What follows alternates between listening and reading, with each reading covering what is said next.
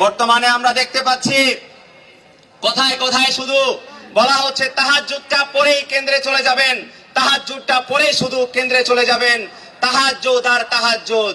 আগে যখন শেখ হাসিনা ছিল, শেখ হাসিনা কথায় কথায় বলতো তাহাজ্জুদের, ঘুম থেকে উঠে তাহাজ্জুদের নামাজ পড়ি, ঘুম থেকে উঠে সবার আগে নামাজের পাটিটা খুঁজি।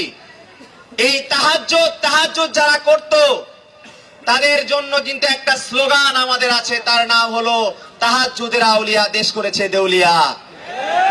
সুতরাং যারা কথায় কথায় তাহাজ্জুদের কথা বলেন তাদের জন্য আমাদের স্লোগান কিন্তু স্পষ্ট, তাহাজ্জুদের আউলিয়া দেশ করেছে দেউলিয়া। আমাদেরকে বাধ্য করবেন না আপনাদের বিরুদ্ধে এই ধরনের স্লোগান দিতে।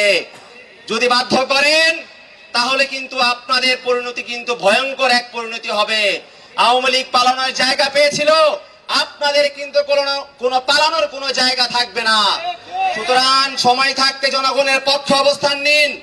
আপনাদের নেতা কর্মীরা সারা বাংলাদেশে যে সহিংস পরিস্থিতি তৈরি করেছে, বাংলাদেশের মানুষ এই গত 16 মাসে আপনাদের রাজনৈতিক চরিত্র দেখে ফেলেছে। সুতরাং রাজনৈতিক চরিত্র যদি না বদলান তাহলে বাংলাদেশের মানুষ আপনাদেরকে আগামী 12 তারিখ প্রত্যাখ্যান করবে। তাই বক্তব্য শেষে একটা কথাই বলবো, সারা বাংলাদেশে আজ রব উঠেছে, ধানের শীষের দিন শেষ, 11 দলীয় ঐক্য জোটের বাংলাদেশ। ধানের শীষের দিন শেষ, 11 দলীয় ঐক্য জোটের, ধানের শীষের দিন শেষ, 11 দলীয় ঐক্য জোটের। সুতরাং আগামী 12 তারিখ ব্যালট বিপ্লব ঘটানোর আহ্বান জানিয়ে আমার বক্তব্য শেষ করছি।